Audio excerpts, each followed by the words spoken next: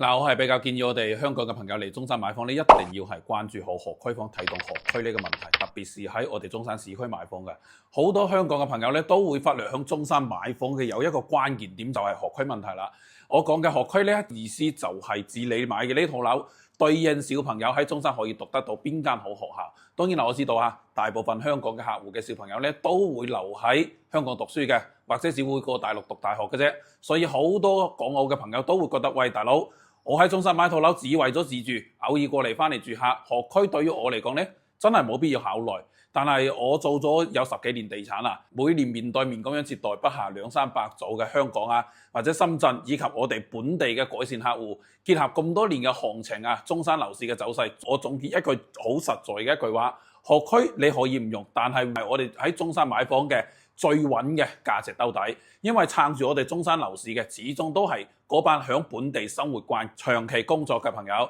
本地人買房呢，10個有9個都會優先睇學區㗎。呢個係家庭嘅硬剛需。就算我哋本地人啊嘅仔女最後揀咗去讀民辦學校都好啊嚇，用不着呢個公辦嘅學區，但係最後呢個屬性一定係會影響到你呢套房嘅保值能力。有學區兜底嘅樓，以後你想賣係會直接影響到你呢套房以後好唔好出手。冇優質公立學區嘅，參考我哋中山呢幾年嘅行情啊，套房嘅價值一定會大打折扣。再換一個更加貼切嘅比喻啦，學區咧就好似大廈嘅電梯咁樣啦。就算你住嗰棟樓啊係一個低樓層嚟嘅，你每日咧行樓梯就可以噶啦。但係電梯咧係必須要有嘅，冇電梯嘅樓同有電梯嘅樓嘅價值係差天共地噶。我相信呢個道理啊，大家都明白嘅。學區咧都係同樣一個道理同埋意思啊嚇。特別是喺我哋中山市區，不管係東區、西區、石岐、火炬呢啲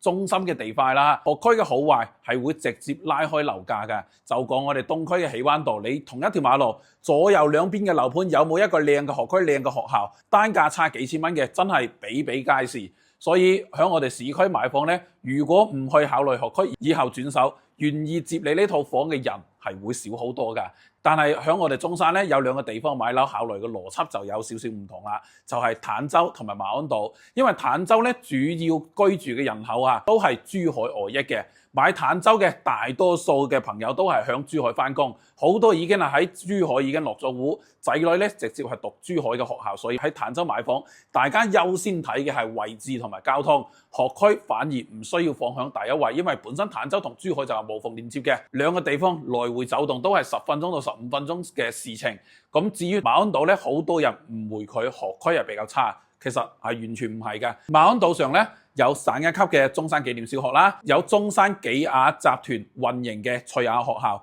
仲有投資超過9個億，我哋中山近20年最大嘅香山中學。呢間學校咧響2027年就會招生噶啦。整個島上規劃超過有40所學校，從幼兒園到大學都係全覆蓋嘅，所以我相信馬鞍島響幾年之後佢教育配套一定係可以躍升到我哋中山嘅第一梯隊嘅。只係馬鞍島仲喺度發展緊，人口咧仲未夠，大家當下買房更睇重響馬鞍島嘅係深中通道啦、深中同城嘅規劃啦、深中地鐵啦、口岸碼頭等等啊嚇。學區暫時唔係話首要嘅考慮，咁等以後整個馬鞍島入住嘅人口多咗之後，配套更加成熟，學區嘅價值一定係會更加凸顯嘅。所以香港嘅朋友要記住，響中山買房呢2點下。第一，如果買主城區嘅東區、石岐、西區、火炬呢啲啊，優先睇重學區嘅佔比。第二，買坦洲、馬鞍島嘅可以放寬學區，重點睇交通同埋規劃。當然啦，不論買邊個區域，都要結合小區嘅產品同埋自己嘅實際買房需求